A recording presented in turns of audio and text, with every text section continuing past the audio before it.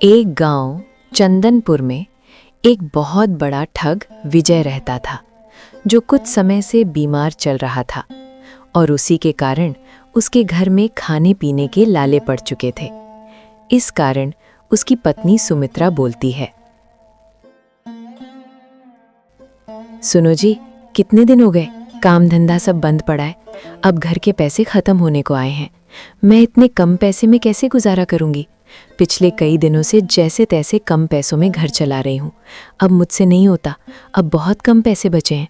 इतने कम पैसों में अब गुजारा नहीं हो पाएगा।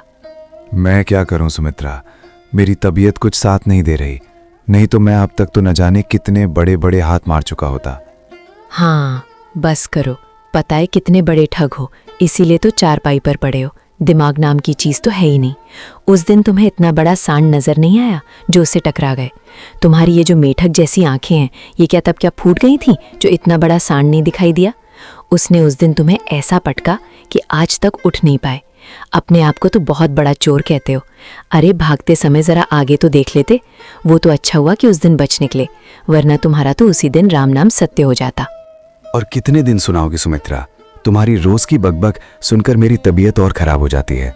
तुम्हारा नाम सुमित्रा है, लेकिन तुम्हारे रहते इस घर में जरा भी शांति नहीं रहती। पता नहीं तुम्हारे माँ बाप ने क्या सोचकर तुम्हारा नाम रखा था। तुम्हें नहीं लगता तुम कुछ ज्यादा ही बोल रहे हो? मुझे तुम्हें सुनाने का कोई शौक नहीं चढ़ा है। तुम काम ही ऐसे करते हो। ये सब तुम्हारी गलती है, उसकी सजा मैं भुगत रही हूँ।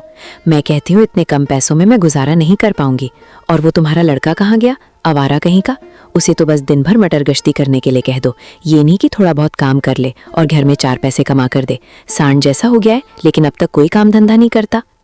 तब वहां पर उनका लड़का विकास आ जाता है और बोलता है, क्या बात है माँ, आज मेरी बहुत तारीफ हो रही है। कोई खास बात?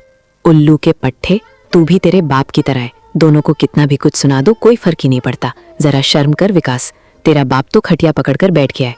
कोई काम धंधा ढूंढ और 4 पैसे कमा कर ला।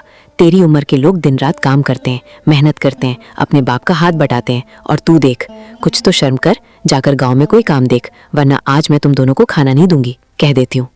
अरे माँ, तू काहे को फिक्र करती है? तेरा विकास है ना, तो खाली बोल तुझे क्या चाहिए, मैं सब ला कर दूंगा। जेब में तो फूटी कौड़ी नहीं है, बड़ा आया सब ला कर दूंगा। कहाँ से लाएगा? अरे माँ, तू जानती नहीं है क्या, मैं भी अपने बाप की औलाद हूँ। मैं भी वही करूंगा जो मेरा बाप करता है। तू तो चोरी करने का सोचना भी मत। ये काम तुझे ना हो पाएगा। तेरा बाप भी अपने आप को बहुत बड़ा ठग कहता था। उसका हाल देख रहे हो ना। तू भी चोरी करने जाएगा तो पता नहीं मुझे ही लेने के देने पड़ जाएंगे। मुझे तो फिक्र है कि तू वापस आएगा भी या नहीं आएगा। अरे माँ, तू जानती नहीं मैं क्या क्या कर सकता हूँ। भले ही मैंने आज तक कोई चोरी नहीं की, लेकिन मैं हूँ तो एक चोर का बेटा ना। चोरी तो मेरे खून में ही है। ये काम मेरे लिए बहुत आसान है। तू देखना, मैं आज बहुत बड़ी चोरी करूँगा। ऐसी चोरी जो मेरे पिताजी ने भी आज तक नहीं की होगी। तुझे भी मुझ पर गर्व होगा। बेवकूफ़ कहीं के, तुझे पता भी है इस काम में कितनी सावधानी बरतनी पड़ती है। अगर किसी के हाथ लग गया ना, तो तुझे इतना पीटेंगे कि तू घर आने लायक नहीं रहेगा। तू कोई और काम देख ले। नहीं, मुझे और कोई काम नहीं आता। मैं तो अपने खानदान का नाम रोशन करूंगा। जो मेरे पिताजी आज तक करते आए हैं, मैं भी वही करूंगा।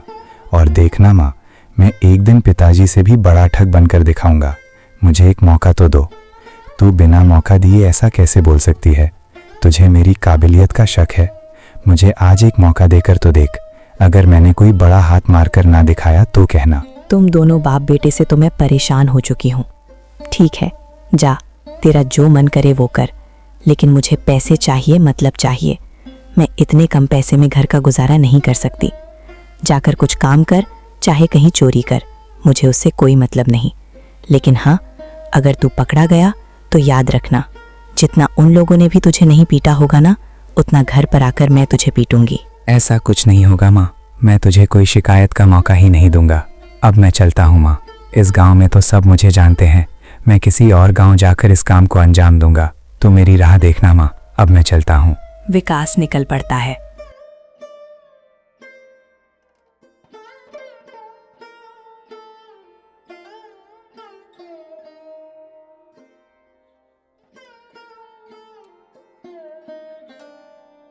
दूसरे गांव में 2 चोर एक पेड़ के नीचे बैठे होते हैं।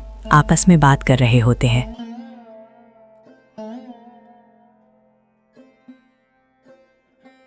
यार, बहुत दिन से कोई बकरा हाथ नहीं लगा है। ऐसे तो काम चलने से रहा। हमें जल्द से जल्द कोई बकरा ढूंढना ही होगा। तू सच कह रहा है मेरे भाई, सच में बहुत दिन हो गए। हमारे गांव में तो इतने पैसे वाले लोग भी नहीं हैं। सबके सब भीख मांगे हैं। चोरी करें भी तो क्या करें। उनके घर के बर्तन, वो भी घिसे पिटे पुराने बर्तन हैं। उन्हें तो कोई लेता भी नहीं। कुछ बड़ा हाथ आएगा तो बात बन जाएगी। थोड़ी देर यहीं इंतज़ार कर लेते हैं। यहाँ से दूसरे गांव के लोग और शहर जाने वाले लोग भी यहीं से गुजरते हैं। हमें ज़रूर कोई ना कोई बकरा मिल ही जाएगा। तब वहां से विकास गुजर रहा होता है। विकास को देख उनमें से एक चोर बोलता है, अरे सोहन, वो देख, शक्ल से तो अच्छे घर का लग रहा है। मुझे लगता है इसके पास जरूर पैसे होंगे। हमें हमारा बकरा मिल गया सोहन। चलो चलो, इसको अपने बातों के जाल में फंसाते हैं। विकास को देख मदन बोलता है, अरे भाई, कहाँ जा रहे हो? कितनी तेज धूप है। जरा यहाँ आकर बैठो। इतनी तेज धूप में जाओगे तो बीमार पड़ जाओगे। तुम लोग कौन हो? अरे, हम तो इसी गांव के हैं। तुम बताओ, तुम किस गांव के हो और इतनी तेज धूप में कहाँ जा रहे हो? अरे कुछ नहीं भाई, वो मैं जरा शहर की ओर जा रहा था, कुछ काम था। थोड़ी देर यहाँ आराम कर लो, धूप कम हो जाएगी तब चले जाना। आजकल की धूप बहुत भयंकर है। शहर पहुँचते पहुँचते तुम्हारा तो दम निकल जाएगा। थोड़ा आराम कर लो, फिर चले जाना। इतनी भी क्या जल्दी है? हाँ भाई, तुमने सच कहा, थोड़ी देर आराम कर लेता हूँ। विकास जाकर उनके साथ पेड़ के नीचे बैठ जाता है और बोलता है, सचमुच भाई, यहाँ पेड़ की छांव में कितनी ठंडक है। बहुत अच्छा लग रहा है। अच्छा हुआ मैं यहाँ रुक गया। यहाँ बहुत सुकून सा लग रहा है। वैसे हम ऐसे ही बैठे बैठे क्या करेंगे? एक काम करते हैं, एक खेल खेलते हैं। समय भी कट जाएगा और तब अब तक धूप भी कम हो जाएगी। तब तुम अपने काम के लिए निकल जाना। तुम क्या कहते हो, हमारे साथ खेल खेलोगे? खेल खेलना तो मुझे शुरू से बहुत पसंद है। क्यों नहीं, मैं जरूर खेलूंगा। वैसे क्या खेलना है? देखो भाई, मैं तुम्हें कोई भी एक बात बताऊंगा। अगर तुमने मेरी उस बात पर यकीन कर लिया और उसे सच मान लिया, फिर तुम जीत जाओगे और हम दोनों तुम्हें 100 सिक्के देंगे। और अगर तुमने मेरी बातों पर यकीन नहीं किया और उसे झूठ मान लिया, तो तुम्हें हमें 200 सिक्के देने होंगे। क्या तुम्हें मंजूर है? अरे इतनी सी बात, ये तो बहुत आसान है। तुम बताओ कौन सी बात बताने वाले हो? इस बार तो मैं ही जीतूंगा। ठीक है, तो मेरी बात सुनो। एक बार की बात है, मेरे पास एक बकरी थी जिसे मैं चराने के लिए लेकर जाता था। एक बार क्या हुआ, वो बकरी मेरे गेहूं के खेत में चली गई। मैंने उसे बहुत ढूंढा, लेकिन बकरी मुझे मिली ही नहीं। फिर मैंने सोचा कि पूरे खेत की फसल ही काट देता हूँ, शायद मिल जाए। मैंने उस बकरी के चलते खेत की पूरी फसल काट डाली, फिर भी मुझे बकरी दिखाई नहीं दी। फिर हमने उस खेत की फसल की गेहूं की रोटियां बनाई और उस रोटी में से मुझे बकरी की पूंछ दिखाई दी जो रोटी से बाहर आ रही थी। मैंने उस रोटी में से पूंछ पकड़कर अपनी बकरी को बाहर निकाल लिया। ये बात मैंने कई लोगों से कही, लेकिन कोई मेरी बातों पर यकीन ही नहीं करता। अब तुम बताओ, मैं क्या झूठ बोल रहा हूँ? ये बात सुनकर विकास बोलता है, अरे, तुम बिल्कुल सच कह रहे हो। एक बार तो मेरे साथ भी ऐसा हुआ था। मेरी भी गाय ऐसे ही खेत में चली गई थी और जब मैंने फसल काटी और उस फसल की रोटियां बनाई थी, तब उसमें से मैंने गाय की पूंछ पकड़कर उसे बाहर निकाला था। ये बात सुनकर दोनों का सर चकरा जाता है। वो सोच में पड़ जाते हैं। ये तो बहुत चालाक निकला। हमने तो सोचा था ये हमारी बातों में आ जाएगा और मेरी बातों को झूठा साबित कर देगा, लेकिन इसने तो सच मान लिया। एक तो ये बहुत बड़ा बेवकूफ़ है, या फिर हम दोनों ही बेवकूफ़ हैं जो इसे बेवकूफ़ समझ रहे हैं। किस सोच में पड़ गए। अब तुम्हारा हो गया ना, अब मेरी बारी। अब मैं बताऊंगा और शर्त वही रहेगी, अगर तुमने मेरी बातों को झूठा साबित कर दिया तो तुम दोनों को मुझे 200 सिक्के देने होंगे, लेकिन अगर तुमने सच मान लिया तो फिर तुम्हें कोई सिक्के नहीं देने होंगे। फिर हिसाब बराबर, ठीक है? अब मैं अपनी बात कह सकता हूँ ना? हाँ हाँ ठीक है, तुम्हें भी एक मौका मिलना ही चाहिए। ठीक है, तुम अपनी बात कहो। मैं कह रहा था कि जब मैं यहाँ आ रहा था ना, तो मेरी पत्नी से झगड़ा हो गया और मैंने गुस्से से खाना ही नहीं खाया, तो इसलिए मेरी पत्नी मेरे पीछे पीछे यहाँ तक आ गई। ज़रा पीछे मुड़कर देखो, वो जो औरत आ रही है ना, वो मेरी पत्नी है। वो मुझे खाना देने आ रही है। दोनों उठकर पीछे मुड़कर देखते हैं तो उसे देखकर उनके पैरों तले जमीन खिसक जाती है। दोनों हक्के बक्के रह जाते हैं और सोच में पड़ जाते हैं। आपस में बात करते हैं। अरे ये इसने क्या बोल दिया? ये कितना बड़ा झूठा है।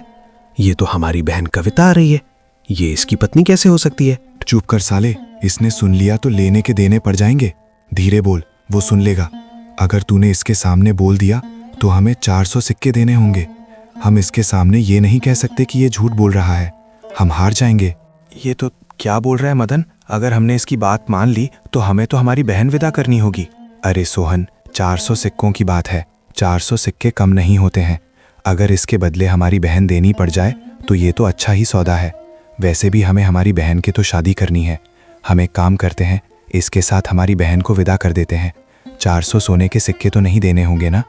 तुम दोनों ही आपस में क्या फुसफुसा रहे हो? बताओ ना, मेरी बात सच है या झूठ? तुमने तो कुछ बोला ही नहीं। अरे कुछ नहीं जीजा जी, ये तो बिल्कुल सच बात है। ये आपकी ही पत्नी है, ये हमारी बहन है और आपकी पत्नी। हम तो यही कह रहे थे कि बहुत दिन से आप अपनी पत्नी को लेने नहीं आए। हम आपका कब से इंतजार कर रहे थे। हमने तो सोचा भी नहीं कि आज आपसे ऐसी मुलाकात होगी। तब कविता वहां आती है। भैया, तुम दोनों ये क्या बात कर रहे हो? ये कौन है? अरे बहना, ये हमारे जीजा जी हैं और तुम्हारे पति हैं। तुम्हें लेने आए हैं, तुम्हें उनके साथ जाना होगा। तुम दोनों के दोनों पगला गए हो क्या? ये और मेरे पति, मेरी शादी कब हुई? तुम दोनों ने कोई भांग वांग तो नहीं खा ली? होश में भी हो और पता नहीं क्या बोलते जा रहे हो। अरे बहन, हम सच कह रहे हैं, ये हमारे जीजा जी हैं। दरअसल तुम दोनों की शादी बचपन में ही हो गई थी और दोनों समाधि ने फैसला लिया था कि जब तुम दोनों बड़े हो जाओगे तभी तुम्हारी विदाई होगी। तुम्हारी शादी हो चुकी है बहन, अब तुम्हारे पति तुम्हें लेने आए हैं, तुम्हें उनके साथ जाना होगा। क्या? मुझे तो इस बारे में कभी किसी ने बताया ही नहीं। क्या सच में मेरी शादी हो चुकी है? हाँ बहन, हम तुझे झूठ क्यों बोलेंगे। बचपन में ही तेरी शादी हो चुकी थी। पिताजी ने मरते मरते मुझे ये बात कही थी कि जब तुम्हारा पति तुम्हें लेने आएगा तब खुशी खुशी विदा कर देना। बहना, आज वो दिन आ चुका है, आज तेरी विदाई का दिन है। बहना, तुझे अपने पति के साथ अपने घर जाना होगा। अच्छा भैया, मुझे तो इस बारे में पता ही नहीं था कि मेरी शादी इनसे हो चुकी है। ठीक है, आप कहते हो तो मैं उनके साथ जाने के लिए तैयार हूँ। विकास मन ही मन सोचता है, ये दोनों के दोनों चंडाला कितने कंजूस हैं। 200 सिक्कों के लिए इन्होंने मुझे अपना जीजाजी बना लिया और तो और अपनी बहन मेरे साथ भेजने के लिए तैयार हो गए।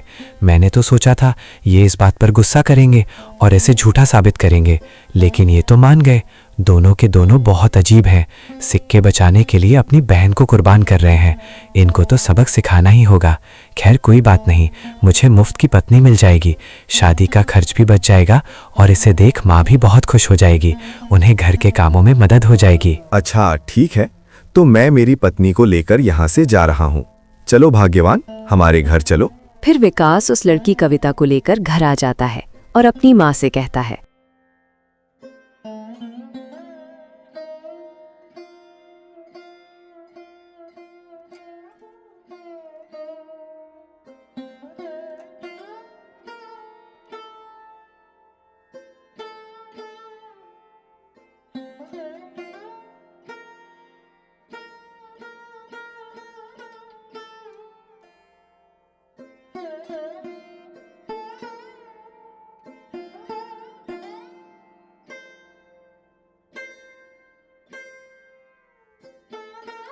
माँ, अरे ओ माँ, कहाँ गई? जल्दी से बाहर आ, देख मैं तेरे लिए क्या लेकर आया हूँ। लगता है मेरे बेटे ने सचमुच कोई कमाल कर दिखाया है। जरूर कुछ बड़ी चीज लेकर आया होगा, जरूर बहुत बड़ा माल हाथ लगा होगा। अभी जाकर देखती हूँ। सुमित्रा बाहर आकर देखती है तो विकास के साथ कविता खड़ी होती है। ये लड़की कौन है? यही तो है माँ, जिसे मैं लेकर आया हूँ। अब तू देखकर बता कैसी है। उल्लू के पट्टे, ये तो लड़की है। तो इसे चुरा कर लेकर आया है। नास पीटा कहीं का, तुझे कुछ शर्म है या नहीं? तू लड़कियां चुराने लगा है। मैंने क्या तुझे लड़की चुराने के लिए भेजा था? इसका मैं क्या करूंगी? ए लड़की, तू है कौन? ये तो बेवकूफ है, तू क्यों इसके साथ यहाँ चली आई? माँ, ये कोई लड़की नहीं, ये मेरी पत्नी है, तुम्हारी बहू है। बहू? कैसी बहू? कब दमी? तुम्हारी शादी कब हुई? क्या माँ, तुम भी? एक तो मैं तुम्हारे लिए बहू लेकर आया हूँ, ऊपर से तुम सवाल पर सवाल किए जा रही हो। मैंने कहा ना मेरी शादी हो चुकी है और आज से ये तुम्हारी बहू है। और माँ, तुम घर में अकेले काम किया करती हो, आज से तुम्हें काम में भी मदद हो जाएगी। तुम्हारी बहू तुम्हारे आधे काम संभाल लेगी और तुम खुश होने का छोड़ गुस्सा कर रही हो। हे भगवान, क्या करूं मैं इस लड़के का? अरे ओ अकल के दुश्मन, तेरे दिमाग में क्या गुस्सा भरा है क्या? रुक, अभी तेरे पिताजी को बताती हूँ।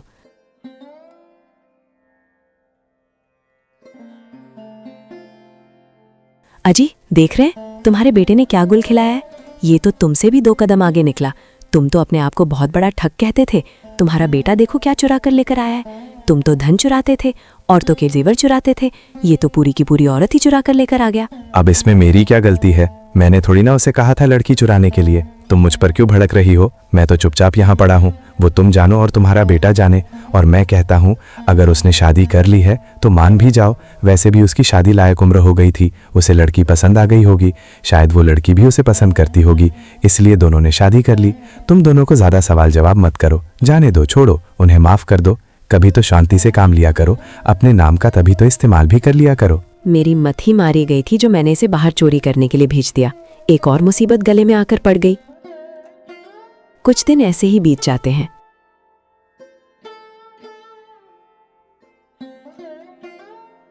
मदन और सोहन सोचते हैं, सोहन यार, उस दिन उस विकास ने हमें बहुत बड़ा फंसाया। हम अपने आप को बहुत बड़े चोर समझ रहे थे, वो तो हमसे भी 2 कदम आगे निकला।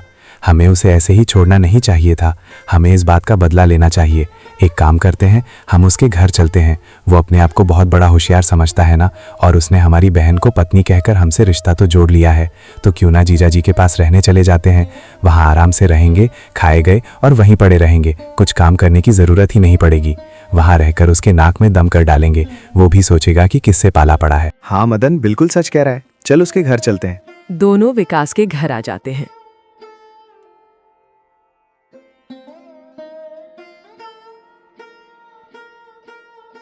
दोनों विकास के घर आ जाते हैं। अरे ओ जीजा जी, नमस्कार, कैसे हैं? अबे सालो, तुम दोनों और यहाँ? हाँ जीजा जी, हम दोनों को आपकी और हमारी बहन की बहुत याद आ रही थी, तो सोचा कुछ दिन जीजा जी के यहाँ ही रह लेते हैं। आप तो हमारे जीजा जी हो ना, और ये घर भी हमारे बहन का ही घर है, हम यहाँ पर रह सकते हैं ना? विकास सोचता है। अच्छा, तो ये दोनों यहाँ मुफ्त की रोटियां तोड़ने आए हैं, काम चोर कहीं के। इन दोनों से कोई काम तो होता नहीं। बड़े आए थे उसी दिन मुझे ठगने, खुद ही ठग कर रह गए। शायद इस बात का बदला लेने आए हैं। मैं दोनों की चाल अच्छी तरह से समझ रहा हूं। क्या हुआ जीजा जी, आप हमें देखकर खुश नहीं हुए? अरे नहीं नहीं सालो, मैं तुम दोनों को देखकर बहुत खुश हूँ। तुम्हारा जितना मन करे तुम यहाँ रह सकते हो, मुझे कोई एतराज नहीं है। फिर तो बहुत अच्छी बात है जीजा जी। वैसे जीजा जी, बहुत भूख लगी है, बहुत देर से भूखे हैं। हाँ हाँ, क्यों नहीं। अरे सुनती हो भाग्यवान, तुम्हारे भाई और मेरे दोनों साले आए हैं, जरा इनके खान पान का इंतजाम कर दो। दोनों पेट भर कर खाना खाते हैं। उसके थोड़ी देर बाद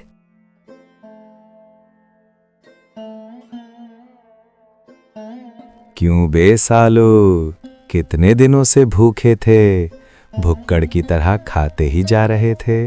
वो क्या है ना जीजा जी, जब से हमारी बहन यहाँ आई है, हम दोनों को ठीक से खाना ही नहीं मिल पाता। अच्छा कोई बात नहीं, उस दिन तुम लोगों ने मेरे साथ एक खेल खेला था, आज मैं तुम दोनों के साथ एक खेल खेलना चाहता हूँ। बोलो, क्या तुम मेरे साथ एक खेल खेलोगे? अगर तुम दोनों जीत गए तो मैं तुम्हें 200 सिक्के दूंगा, अगर हार गए तो तुम्हें मुझे सिक्के देने होंगे। मंजूर है? इस बार अच्छा मौका मिला है, पिछली बार तो हम दोनों हार गए थे, इस बार तो हम दोनों ज़रूर जीत ही जाएंगे। बहुत अच्छा मौका है। हाँ जीजा जी, बिल्कुल। वैसे करना क्या होगा, क्या खेल है? कुछ भी नहीं, बहुत बहुत ही आसान है। बस जो मैं बोलूँगा तुम्हें वही बोलना है, मतलब तुम्हें नकल करनी है। जो भी मैं बोलूँगा उसे दोहराना है। अगर तुम मेरी बात दोहरा नहीं पाए तो तुम हार गए, तो फिर 200 सिक्के मेरे। अगर जीत गए तो तुम्हारे। अरे इतनी सी बात, ये तो बहुत ही आसान खेल है। ये चुटकियों में जीत जाऊंगा। बस तुम बोलो क्या बोलना है, मैं उसे दोहराऊंगा और फिर मैं जीत जाऊंगा। अच्छा ठीक है, ध्यान से सुनो। एक बकरी, एक बकरी, एक भैंस, एक भैंस, दोनों के मिलाकर कितने पैर हुए? 8 पैर। लो तुम हार गए, लाओ मेरे 200 सिक्के। अरे ऐसे कैसे, मैं कैसे हार गया? बेवकूफ कहीं के, मैंने तुम्हें क्या बोला था? तुम्हें दोहराना है। मैंने तुमसे जवाब नहीं मांगा था, तुम्हें वो बात दोहरानी थी। अब निकलो यहाँ से, तुम हार चुके हो। ये सुनकर मदन और सोहन को बहुत गुस्सा आता है। मदन बोल पड़ता है, इस बार मैं खेलूंगा और इस बार 200 नहीं, पूरे 400 सिक्कों की बोली लगेगी। अगर मैं जीत गया तो तुम्हें मुझे 400 सिक्के देने होंगे। क्या तुम्हें मंजूर है? हाँ बिल्कुल। और अगर मैं जीत गया तो तुम्हें मुझे 400 सिक्के देने होंगे। सोच लो, 200 सिक्के तुम पहले ही हार चुके हो। हाँ हाँ, सोच लिया। मैं इसके जितना बेवकूफ नहीं हूँ। मैं समझ गया मुझे क्या करना है। तुम बस बोलो क्या दोहराना है। अच्छा ठीक है। एक बकरी, एक बकरी, एक भैंस, एक भैंस, दोनों के कितने पैर? दोनों के कितने पैर? गलत जवाब। कैसे गलत जवाब? मैंने तो सही कहा है। लो तुम भी हार गए, लाओ 400 सिक्के। मैं कैसे हार गया? मैंने तुम्हें दोहराने के लिए कहा था, तुमने गलत जवाब दोहराया ही नहीं। तुम दोनों हार चुके हो। अभी और खेलना है? इस बार तो मैं जीत कर ही रहूंगा। मैं एक आखिरी बार जरूर खेलूंगा और इस बार मैं पूरे 500 सिक्के दांव पर लगाऊंगा। बस तू बोल क्या बोलना है, इस बार मैं ही जीतूंगा। अच्छा ठीक है, तो खेल तो मैं समझ में आ गया। हाँ, अच्छी तरीके से आ गया। तुम फिर से हार गए, तुम्हें ये भी दोहराना था। चलो अब दोनों के दोनों फूटो यहाँ से, मेरा कीमती समय बर्बाद मत करो। अगर और पैसे हैं तो बताओ, मैं और भी खेलना चाहूंगा। अरे नहीं नहीं जीजा जी, अब हमारे पास कुछ नहीं बचा। हम तो पूरी तरह से बर्बाद हो चुके हैं। सब तो ले लिया, अब क्या ही बचा है। हमें कोई खेल नहीं खेलना। दोनों को मन ही मन बहुत गुस्सा आता है। थोड़ी देर बाद दोनों आपस में बात करते हैं। इस विकास ने हमें पूरी तरह से बर्बाद कर दिया है। इसने हमसे हमारी बहन छीन ली, हमसे हमारे पूरे पैसे भी छीन लिए। आज तो इसे सबक सिखाना ही होगा। मुझे इस पर बहुत गुस्सा आ रहा है। मन करता है अभी जाकर इसकी जान ले लूं। वैसे मदन, क्या सोच रहे हो? इसके साथ क्या करना चाहिए? गुस्सा तो मुझे भी बहुत आ रहा है। एक काम करते हैं, आज रात को जब ये गहरी नींद में सो रहा होगा तब इसे उठाकर नदी में फेंक आते हैं। बहुत अच्छी तरकीब है, हम ऐसा ही करेंगे। सारे मुसीबत की जड़ खत्म हो जाएगी। फिर हम अपने पैसे और अपनी बहन को लेकर यहाँ से चले जाएंगे। दोनों ऐसा ही करते हैं। रात हो जाने पर दोनों विकास को कपड़े में बांधकर उसे उठाकर लेकर जाते हैं। रास्ते में दोनों के हाथ दर्द करने लगते हैं। उसे एक जगह रखकर मदन कहता है, ये नदी तो बहुत दूर है। एक काम करते हैं, इसे यहीं पड़े रहने देते हैं। थोड़ी देर आराम कर लेते हैं, फिर जाकर फेंक आएंगे। वैसे भी सुबह होने में बहुत वक्त है। मेरे हाथ दर्द करने लगे हैं। मैं इसे लेकर और नहीं चल सकता। अच्छा ठीक है भाई, चल थोड़ी देर आराम कर लेते हैं। दोनों आराम करने लगते हैं और उन्हें नींद लग जाती है। सुबह होने को आती है। तब वहां पर एक मछुआरा दीनू मछली लेकर जा रहा होता है। तभी विकास को रास्ते में देख विकास से कहता है, अरे भाई, तुम कौन हो? यहाँ रास्ते में क्यों सो रहे हो? अरे भाई क्या बताऊं, वो दोनों जो वहाँ सो रहे हैं ना, दरअसल वो मुझे ज़बरदस्ती अपनी दूसरी बहन से शादी करने के लिए ले जा रहे हैं। मेरी पहले से ही एक शादी हो चुकी है और वो भी इनकी बहन है। उनकी दूसरी बहन का कहीं रिश्ता नहीं हो पा रहा, तो इनका ये कहना है कि दूसरी बहन से भी मैं ही शादी कर लूँ। मैं उनकी दूसरी बहन से शादी कैसे कर सकता हूँ? फिर भी ज़बरन ये अपनी बहन की शादी मुझसे करवाना चाहते हैं और मुझे बांध कर शादी करने के लिए ले जा रहे हैं। ये तो बहुत बड़ी मुसीबत हो गई। कैसे अजीब लोग हैं। यहाँ मेरी एक शादी नहीं हो पा रही और तुम्हारी जबरन 2-2 शादियां हो रही हैं। मैं कितने दिनों से अपने लिए लुगाई देख रहा हूँ, मुझे कोई पसंद ही नहीं कर रहा। मेरे मन में एक ख्याल आ रहा है, तुम्हें तो शादी की कोई जरूरत नहीं है ना, तुम्हारी तो शादी हो चुकी है। अगर तुम चाहो तो उनकी दूसरी बहन से मैं शादी कर सकता हूँ, मेरा भी घर बस जाएगा, मेरे सारे अरमान पूरे हो जाएंगे। मैं न जाने कितने दिनों से अपनी शादी के सपने देख रहा हूँ, लेकिन हो ही नहीं पा रही। अरे ये तो बहुत बढ़िया बात हो गई, लगता है ऊपर वाले ने तुम्हें इसीलिए भेजा है। लेकिन ये बात उन दोनों को पता नहीं लगनी चाहिए, क्योंकि वो दोनों मुझसे ही अपनी दूसरी बहन की शादी करवाना चाहते हैं। तुम एक काम करो, तुम चुपचाप इस चादर के अंदर लेट जाओ, उन्हें अपना चेहरा दिखाना मत। अगर उन्हें पता चला कि मैं नहीं तुम हो तो तुम्हारी शादी अपनी बहन से नहीं करवाएंगे। ठीक है भैया, ये तो बहुत बढ़िया हो गया। ठीक है, जल्दी से मैं यहाँ लेट जाता हूँ। बदले में तुम मेरी मछलियाँ ले सकते हो, वैसे भी मैं तो शादी करने जा रहा हूँ। ऐसा बोलकर वो आदमी वहां लेट जाता है और फिर दोनों की आंखें खुल जाती हैं। हड़बड़ा कर उठते हैं और बोलते हैं, अरे हमारी आंख कैसे लग गई? अब तो सुबह हो गई। चलो जल्दी से इसे फेंकते हैं, वरना कोई देख लेगा। दोनों उस आदमी को उठाकर नदी में फेंक देते हैं और घर लौट आते हैं।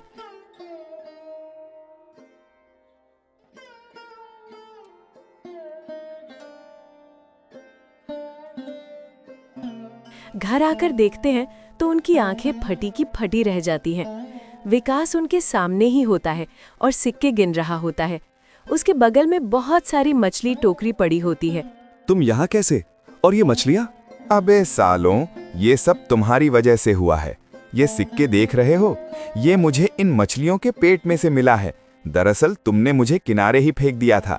मैं जब उठा तो नदी में मुझे इतनी सारी मछलियां मिली, और तो और उनके पेट में से मुझे इतने सारे सिक्के मिले। थोड़ा आगे फेंकना चाहिए था ना, अगर बीच में फेंकते तो मुझे और मछलियां मिलती, और तो और न जाने बीच में मुझे सोने और चांदी के सिक्के भी मिल सकते थे, और पता नहीं उस नदी में और क्या क्या छुपा है। मैं तो निहाल हो जाता।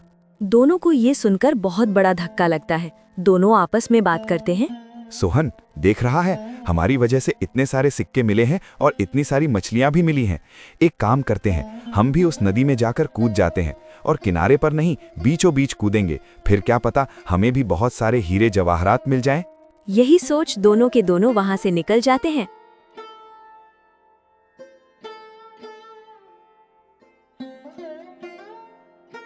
और नदी में डुबकी लगा देते हैं। बेवकूफ कहीं के, इन्हें ये भी समझ नहीं आया कि ये सिक्के उन्हीं के दिए गए हैं। इन दोनों को अच्छा सबक मिला। अब ये दोनों तो दोबारा लौटने से रहे।